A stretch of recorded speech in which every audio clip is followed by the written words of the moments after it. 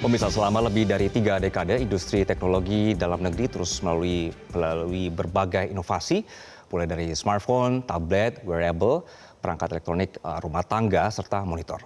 Seperti apa industri teknologi ini berdampak ke perekonomian Indonesia? Sudah hadir bersama saya, Head of Category Management, Selvia Gofar, dan juga ekonom Fitra Faisal. Selamat siang, Mas dan Mbak. Terima kasih sudah hadir di studio kami.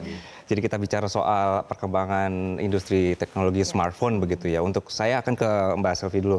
Untuk yang sudah begitu lama Samsung sudah ada di sini, berapa besar kolaborasi yang sudah dilakukan yang berdampak pada penciptaan lapangan kerja? Kita lagi getol sekali nih ingin menciptakan peluang itu sekarang. Iya, jadi Samsung itu sampai saat ini sudah membangun peluang kerja sebanyak 11.000 dan kita juga berkolaborasi dengan mitra lokal dan juga partners untuk membangun lagi lebih banyak lagi untuk peluang kerja. Nah, di satu sisi kita juga mempunyai pabrik yang sudah ada sejak 10 tahun yang lalu, pabrik smartphone dan tablet. Kemudian dari tim pemasaran dan penjualan, kemudian layanan servis juga ada.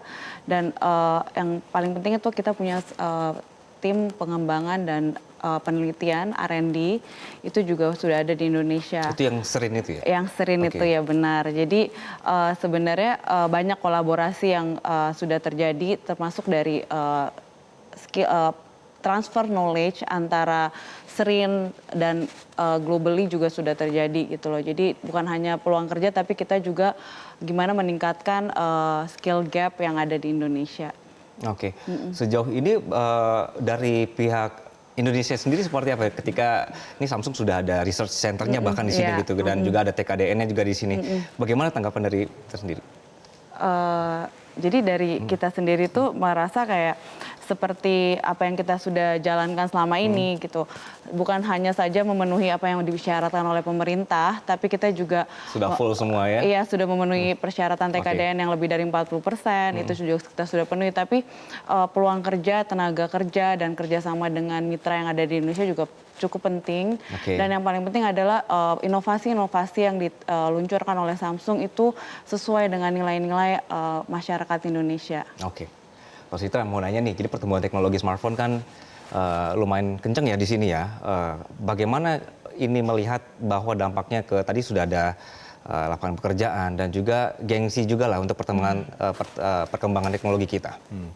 Ya, jadi kalau kita lihat misalnya pertumbuhan ekonomi ya, secara sektoral, kalau kita lihat dari sektor ICT tahun 2024 itu pertumbuhannya 7,57%. Itu tinggi sekali karena apa? Karena bahkan pertumbuhan ekonomi kita cuma 5,03%. Jadi ini jauh melampaui pertumbuhan ekonomi.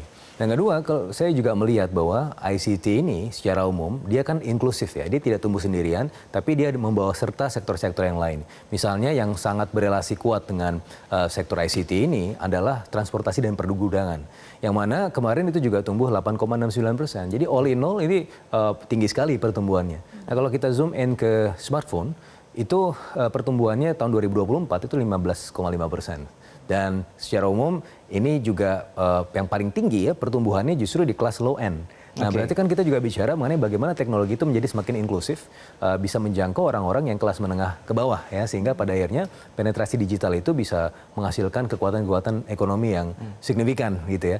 Nah, kalau kita lihat secara makronya, secara umum kita juga melihat bagaimana sumbangan dari ekonomi digital itu di tahun 2023 dan 2024 itu sekitar 90 billion US dollar. Dan bahkan ekspektasinya sampai tahun 2030 itu bisa sampai 360 billion US dollar. Bahkan ASEAN punya semacam konsensus atau perjanjian atau komitmen yang disebut sebagai Digital Economic Framework Agreement. By 2030 itu akan ada proses penciptaan nilai ekonomi untuk negara-negara ASEAN yang memang ekspektasi bisnis as usual-nya itu kita akan mencapai 1 triliun US dollar untuk di ASEAN. Tapi itu bisa kalau kita push lagi itu bisa mencapai 2 triliun US dollar. Dimana dengan kalau misalnya trajectory itu sesuai, maka Indonesia tadi kalau bisnis as usual saja bisa 300 billion US dollar, kita bahkan bisa mencapai 600 billion US dollar untuk itu. Nah, makanya ini pertumbuhan sangat signifikan dan pada akhirnya saya juga melihat bahwa jangan-jangan pertumbuhan ekonomi pemerintah target-targetnya itu bisa tercapai salah satunya dengan investasi di sektor ICT. Karena berdasarkan hitungan saya, itu kan kita butuh untuk mencapai 8% itu kita butuh 10.000 triliun. Nah, dari 10.000 triliun itu kalau kita bagi per sektor, itu ada 6 sektor yang utama ya, menurut hitungan saya. Ada energy, ICT, transportation, housing, water sanitation, and water resources. Di mana sektor ICT ini nomor 2 paling besar, yang mana kebutuhan investasinya kalau kita masukkan 1.800 triliun di situ, itu bisa menjadi faktor penggerak untuk 8% tadi. Dengan kondisi seperti misalnya Samsung ini menggunakan TKDN di sini, kemudian mengembangkan research centernya begitu juga Mas ya. Mbak, ini jadi kalau misalnya ke depannya memang akan ada transfer knowledge atau tidak, atau seperti apa nanti dari Samsung? Ya, jadi kalau mengenai transfer knowledge itu kan memang kita sekarang juga sudah berjalan cukup lama gitu. Tidak hanya internal tapi juga eksternal. Nah, yang internal ini pun kita selalu ada satu portal di dalam tim Samsung Indonesia sendiri untuk diberikan best practice dari negara-negara lain. Jadi di situ semua untuk standarisasi keseimbangan, keterampilan yang ada di Samsung globally sendiri gitu loh. Jadi transfer knowledge-nya terjadi dari best practice apa yang dijalankan oleh negara lain gitu loh. Nah, yang kedua juga ada dari Srin sendiri yang tadi saya sampaikan juga mereka selalu benchmarking dan juga diskusi dengan developer yang ada di dunia gitu. Jadi developer lokal Indonesia itu keterampilannya sudah bisa sama dengan yang ada internasional gitu. Pertanyaan berikutnya nanti adalah bagaimana transfer knowledge ini bisa berdampak pada ekonomi kita juga. Nanti juga ada pandangan dari Mas Fitra seperti apa. Tapi kita tahan dulu, pemirsa, nanti kami akan kembali usai jeda. Tetaplah bersama kami.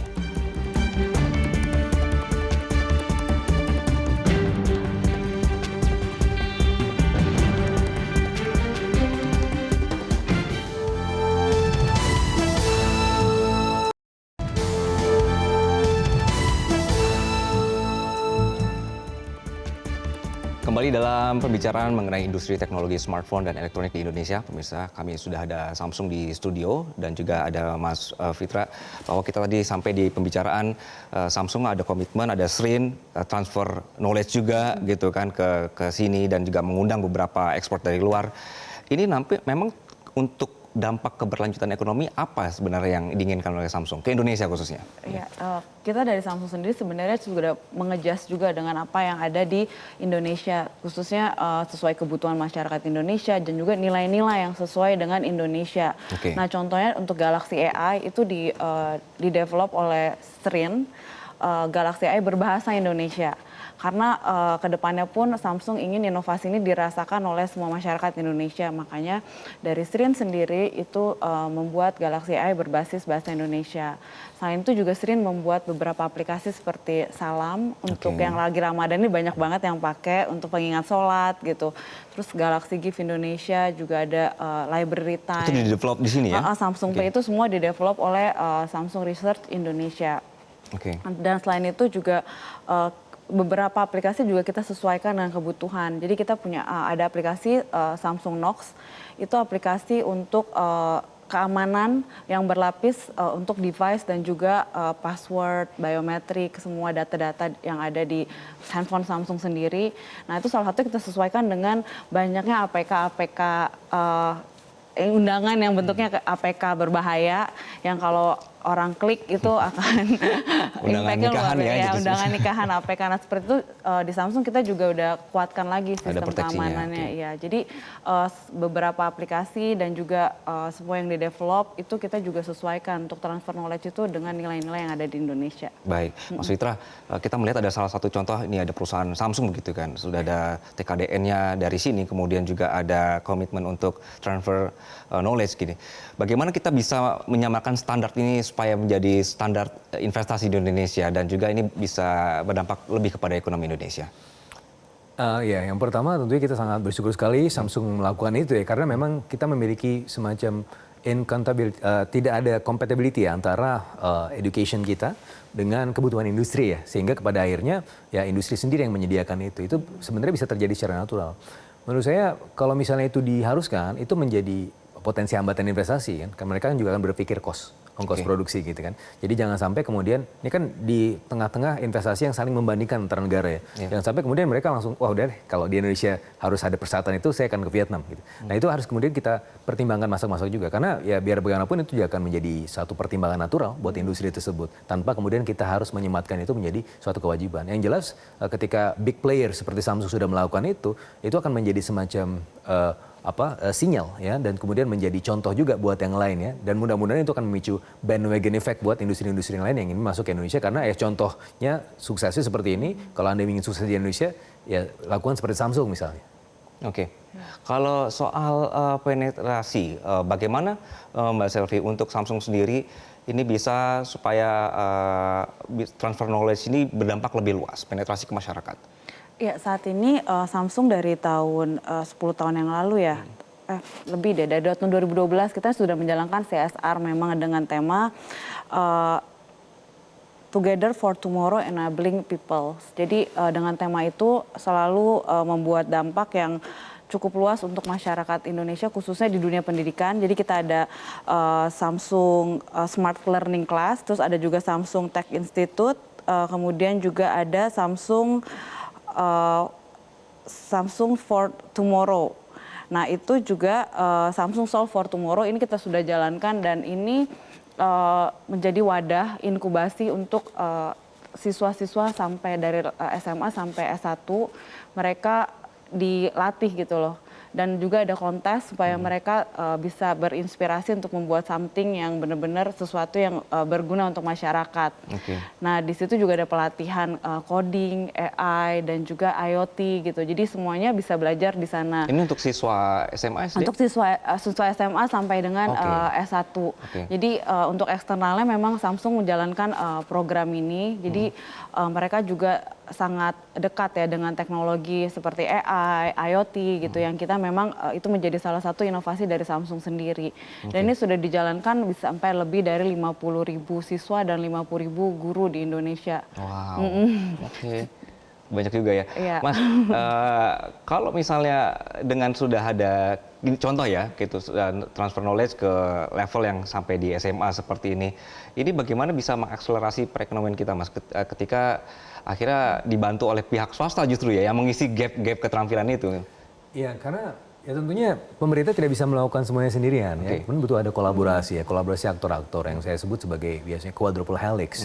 Yang kita sebut sebagai quadruple helix, ada pemerintah, ada sektor swasta, kemudian ada education ya, tempat saya di kampus ya, dan kemudian ada komunitas. Nah, itu semua harus berkolaborasi. Karena kalau kita lihat APBN kita cuma belanjanya tahun ini 3.600 triliun, itu cukup buat apa? Jadi nggak cukup buat kemudian melakukan semuanya gitu kan. Nah, artinya ya kolaborasi ini saya rasa akan menjadi sangat penting sekali. Dan kalau kita bicara pertumbuhan ekonomi, yang paling penting itu adalah pilar sumber daya manusia. Gitu kan? Kalau misalnya tanpa SDM-nya yang bagus ya, FDI bisa masuk, tapi tidak akan kemudian inklusif. Dia akan kemudian mengenyahkan potensi-potensi lokal gitu kan. Pada akhirnya kalau misalnya SDM kita bagus, bisa mampu menyerap kemampuan investasi yang masuk itu pada akhirnya pertumbuhan ekonomi tidak hanya tinggi tapi juga inklusif. Gitu. Oke. Ini juga Mbak yang jadi fokusnya Samsung ketika 3 dekade di sini dan juga meningkatkan SDM Indonesia? Ya betul, jadi Samsung juga bukan hanya berinovasi dalam sisi produk, tapi kita juga membuat kontribusi yang berkelanjutan dengan mentransfer knowledge dan juga meningkatkan skill gap yang ada untuk sumber daya manusia di Indonesia. Oke, terakhir nih ke Mbak Selvi, jadi untuk bertahun-tahun sudah ada di Indonesia juga, sudah ada 3 dekade tadi di Indonesia.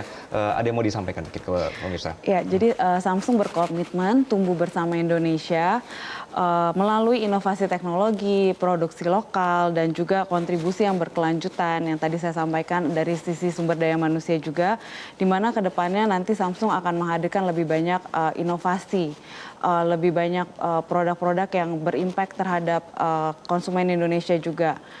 Dan mudah-mudahan juga bisa mendukung perekonomian Indonesia. Oke, baik.